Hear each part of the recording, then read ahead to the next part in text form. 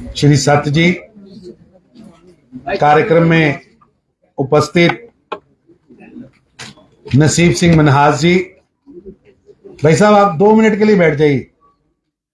Rakesh ji 2 minute के लिए बैठ जाइए। जिन्होंने इसके लिए म्यूजिक दिया, राकेश आनंद जी, शविंदर जी, मेरे पार्टी के नेता, पार्टी के विधायक विक्रम जी, हमारे महामंत्री अनवर जी, गोपाल जी, बलोरिया जी, प्रिया दीदी, सेठी साहब, हमारी बहन डोगरा जी और यहां उपस्थित सभी भाई और बहनों,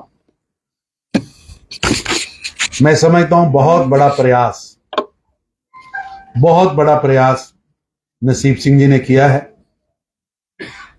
मैं नसीब सिंह जी को, इनकी टीम को, आनंद जी को, शिवेंद्र जी को, सबको बधाई देता हूं। रामायण भारत की आत्मा है।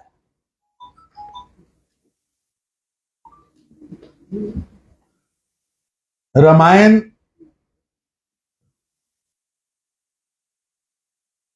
सबसे पहले भगवान वाल्मीकि जी ने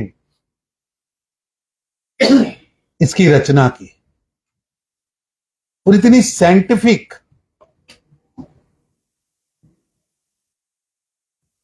शायद आप लोगों को मालूम हो या ना हो, वाल्मीकि जी की रामायण में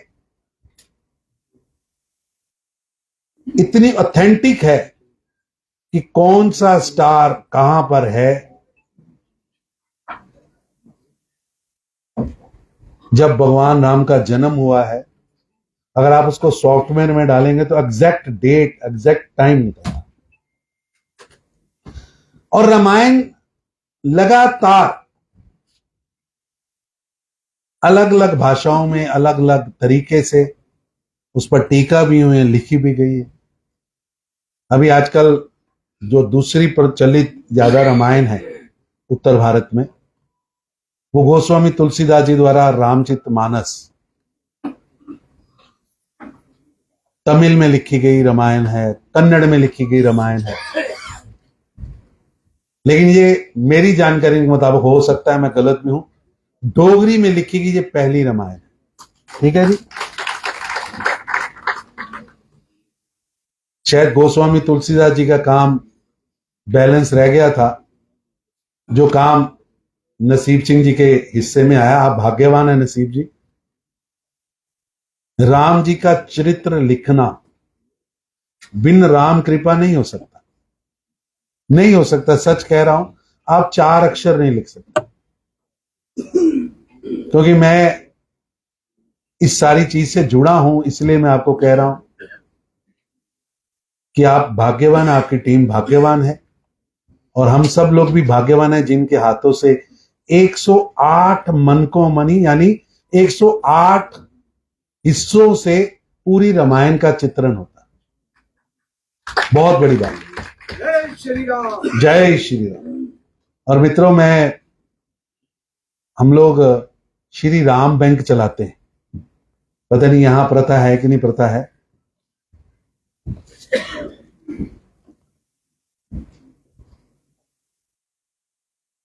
कि एक पुस्तक में श्री राम राम राम राम राम लिखना।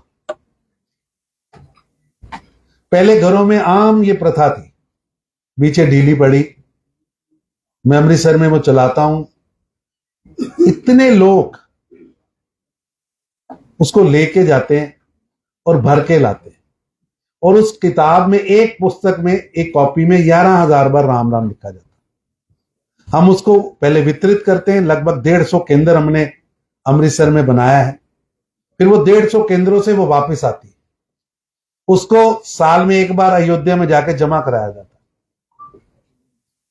क्योंकि राम सचमुच इस देश की आत्मा है।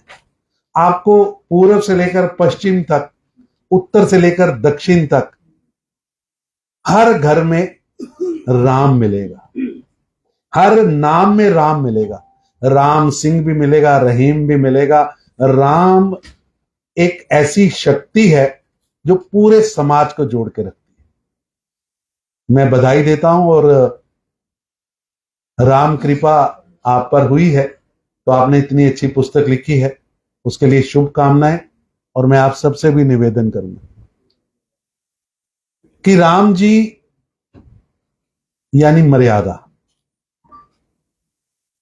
राम यानी जीवन मूल्य, राम यानी एक आइडियल बेटा, राम यानी एक आइडियल पति, राम यानी एक आइडियल किंग, राम यानी लोकतंत्र का रक्षक।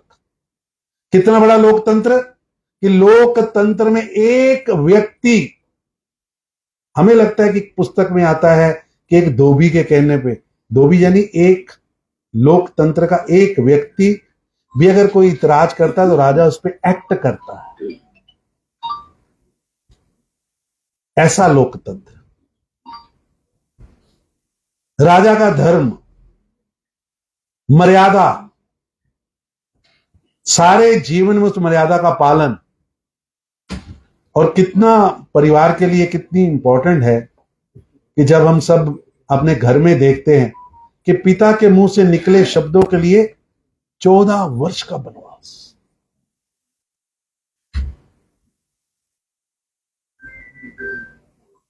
और एक एक पात्र जो है रामायण का, वो कितना उसका स्थान है, भक्ति क्या है। भक्ति को अगर हम देखते हैं तो दो लोगों में मैं समझता हूं, अगर परिवार में तो लक्ष्मण जी को देखता हूं तो भक्ति का एक अलग भाव है, भरत जी को देखो तो भक्ति का अलग भाव है। देखिए 14 वर्ष का वनवास राम जी को होता है, लेकिन पत्नी साथ में जा रही मां सीता। लक्ष्मण जी इनको वनवास ही नहीं हुआ, लेकिन 14 साल सोए नहीं। और हनुमान जी की भक्ति तो कोई इसका तोड़ ही नहीं है। तो रामायण तो भाई साहब, इस पर तो कई घंटे एक चौपाई पर बोला जा सकता है, लेकिन अपने परिवार के लिए, अपने घर के लिए उसमें बड़े ही रास्ते, बड़े ही तरीके से घर कैसे चलाया जा सकता है, चलाना चाहिए, समाज में हमारा क्या स्थान है, समाज को कैसे जिया जा सकता है, एक किंग के लिए मर्यादा की बात क्या है। ये सचमुच रामायण हमें रास्ता दिखाती है। और मैं बधाई देता हूं नसीब सिंह जी को, उनकी टीम को, विशेष रूप से राकेश आनंद जी को, शविंदर जी को, जिन्होंने इनको प्रेरणा दी। मैं इनसे पूछ रहा था, कहते हमारे घर में रोज एक चौपाई पढ़ने का रिवाज था, मैं चाहे आईएएस में चला गया लेकिन एक चौपाई मेरे जीवन का हिस्सा रही। और देखिए पता नहीं इनकी कुल में कितने पुण्य हुए होंगे कि इनको ये काम सौंपा गया। ये अचानक नहीं होता, वैसे ये अचानक नहीं होता, ये नीति बनती है, ऊपर वाले की मर्जी बनती है तो कोई लिख पाता है। मैं आपको शुभकामनाएं देता हूं, बधाई देता हूं। और आप सभी से भी निवेदन करता हूं, आज ये YouTube पर इसको लोड करने वाले हैं, हम सब भी इसको सुने और रामायण के पात्रों को अपने परिवार में गढ़ने की आदत है। जहां हम बेटे हैं तो बेटे का रोल क्या है, जहां हम पिता हैं तो पिता का रोल क्या है। एक एक पात्र, वो जीना कैसे होता है, जीवन क्या होता है और मर्यादा क्या है। गोस्वामी तुलसीदास जी लिखते हैं कि राम जी वापिस आए जब, तो सबसे पहले किसके पास गए, कहां गए भाई साहब, सबसे पहले मां कैकेयी के पास गए। और कैकेयी सारी रामायण में सबसे ज्यादा, अगर कोई विद्वान है, विदुषी है, समर्थवान है, शक्तिशाली है, योद्धा है, तो माता कैकेयी है। किस तरह उन्होंने परिवार पर आए संकट को अपनी विदुषी से, अपने विद्वानपन से, अपनी योग्यता से राष्ट्र को भी बचाया, परिवार को भी बचाया। और भगवान राम जब वापस आते तो मां कौशल्या के पास नहीं जाते, मां कैकेयी के पास जाते। तो इट इज अ ब्यूटी, आप उसको कहीं समझें। राम राज्य में राम जी के बेटे नहीं गद्दी पे बैठे। ऐसा नहीं है कि लव और कुश को गद्दी मिली। इसलिए मेरा आप सबसे निवेदन है कि रामायण मार्गदर्शक है, रामायण प्रेरणादायक है। आज के युग में भी अगर हम देखते हैं तो बिल्कुल स्पष्ट दिशा देती है और कैसा जीवन होना चाहिए। कि जो राजकुमार है, लंका यानी रावण यानी उस समय का सबसे बड़ा,